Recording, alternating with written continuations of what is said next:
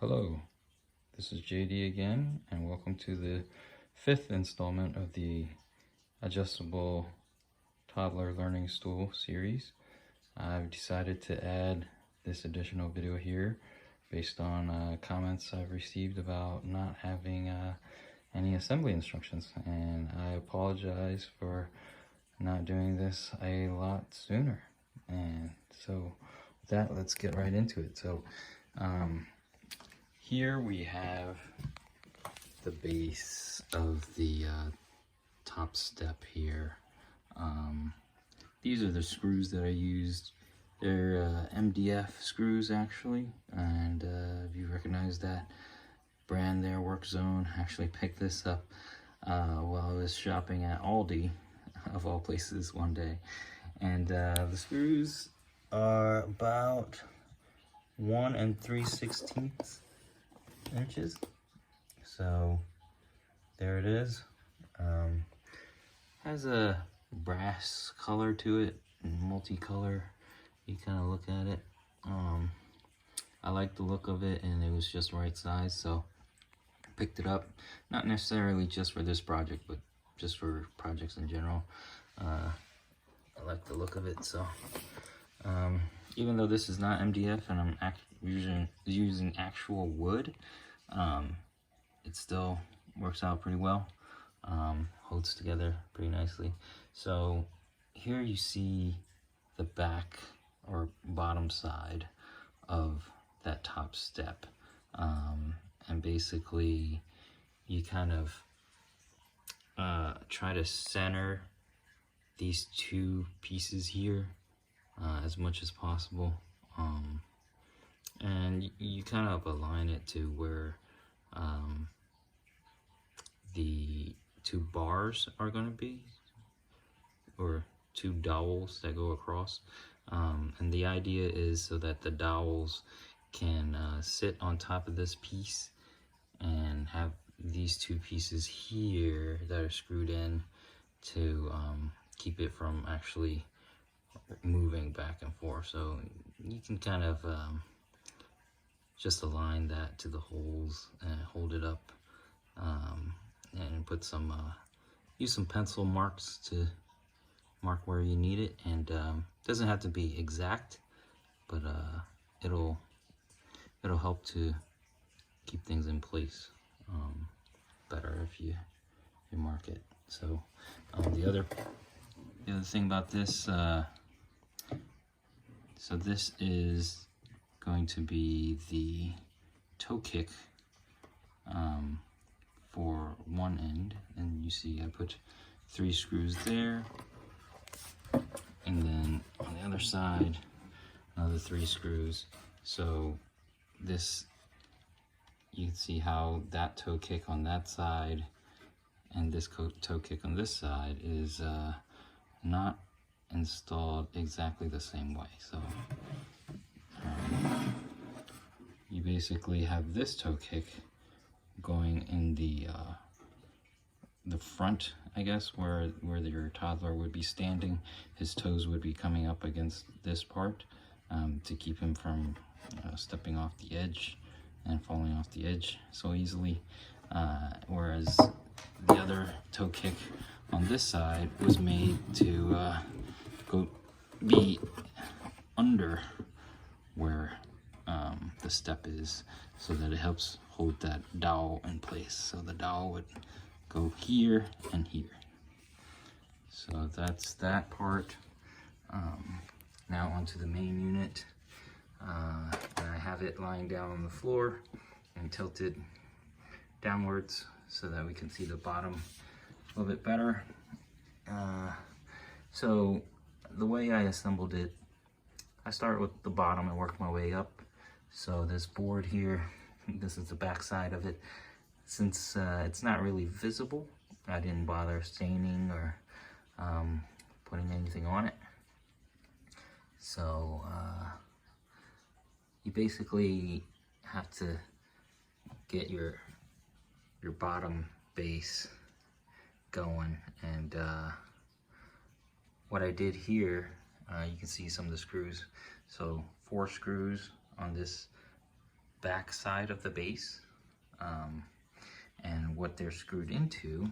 So you can see if I turn around this way, they're screwed into the piece that goes from front to back.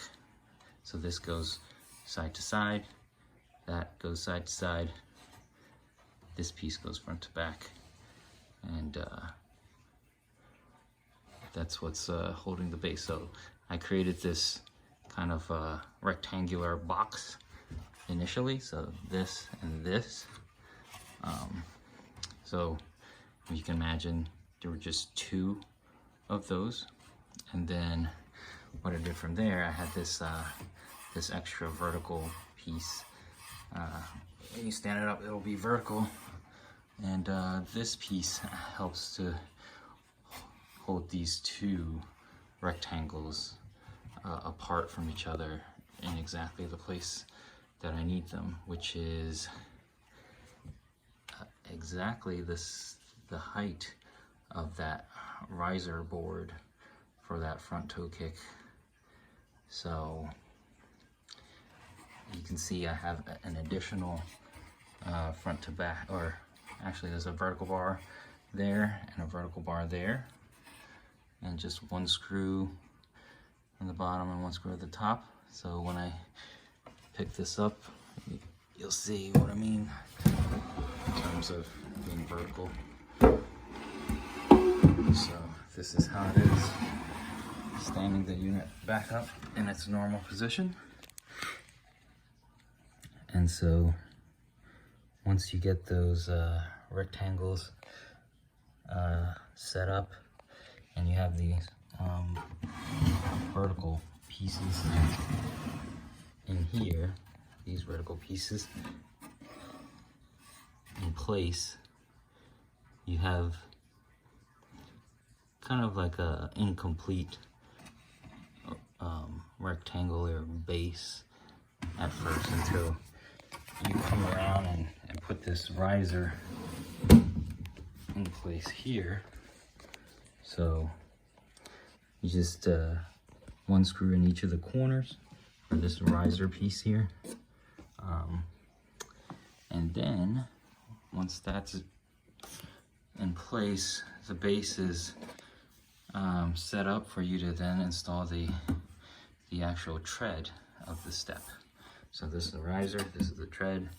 You basically, since you already have screws in the corners here, you don't want to screw down this way, so you kind of move your screws back a bit. So just, you know, you can kind of eyeball it. That's what I did, and split them out into thirds spaces here. So 1, 2, 1, 2, and approximately 3 equal pieces apart. So that's how you do the base. So once you get the base going, then you work on these pillars, right? So once you just kind of stand the pillars in place, you put that pillar in the back here, you align it to the back of the rectangle that you had, and just got to make sure to, again, avoid putting the screws where other screws already exist in the structure. So that's why you'll see this screw is not back here, because you already have screws back there from putting or assembling the rectangle. That was the start of it all. So you have screw there, and 2 additional screws for the second pillar here, and then you have 2 for the top rectangle, 2 there on that pillar for the top rectangle, and that pretty much completes your base and pillar assembly. So now if you take a look here from the inside top view here, you see where the screws go to kind of connect the rectangles. That's where I put the screws. So hopefully this video gives you a shot of where all the screws should go, without me actually making all that noise trying to drill it, put it together. Since I've already assembled it, I'm not gonna take it apart and redo it just to do this video. So I hope this explanation is sufficient. But here you'll see, once you get the pillars in place, then you can work on this top rectangle up here. So what I did for the top rectangle, basically you want to start, you can start with this piece here. I put a screw there going that way. Same here, another screw going in, and this is the leftover staples from when I originally bought the lumber, so you can ignore that. But yeah, once you get that in place, do the same thing for the other part of the rectangle there, right? Exactly the same on that side. So to add more sturdiness to it, I put another bar going this way for that rectangle up here to be complete. And obviously you'll see how I position the screws, so be careful not to, again, screw on top of screw. So ideally you want to center your screws for the maximum support, but because I have a screw kind of centered here, I couldn't do that here, so I had to be careful and kind of put that closer to the top edge. And similar thing here, and if you go on this side, exactly the same idea. So that's that. And you know, having the holes cut out, you can arbitrarily kind of cut your holes where you need them. Obviously, I wouldn't go too crazy with too many holes, going too high, because then you're not going to get the support you need, and it'll get a little bit too dangerous for your toddler to be too high up. So if anything, you might want to add a third set of holes lower, but again, you gotta compromise the integrity of the structure if you have too many holes in it. It's like Swiss cheese. So let me put this step back in, and we'll see it completely assembled once again. Sliding it. I made it pretty snug. I cut everything exactly to the size I needed, and assembled it with this on, actually, just to make sure it would fit. So it might be a good idea, yeah, to actually have your dowels in place and have this step in place when you're putting your pillars on, and this top piece as well. And you may be able to loosen some screws if you have to get it to fit a little bit better, or add spacers, which may not make it look as nice, but you know, you do what you have to if your cuts weren't exact, or just make additional cuts and make sure they're exactly the right size. So that's the project.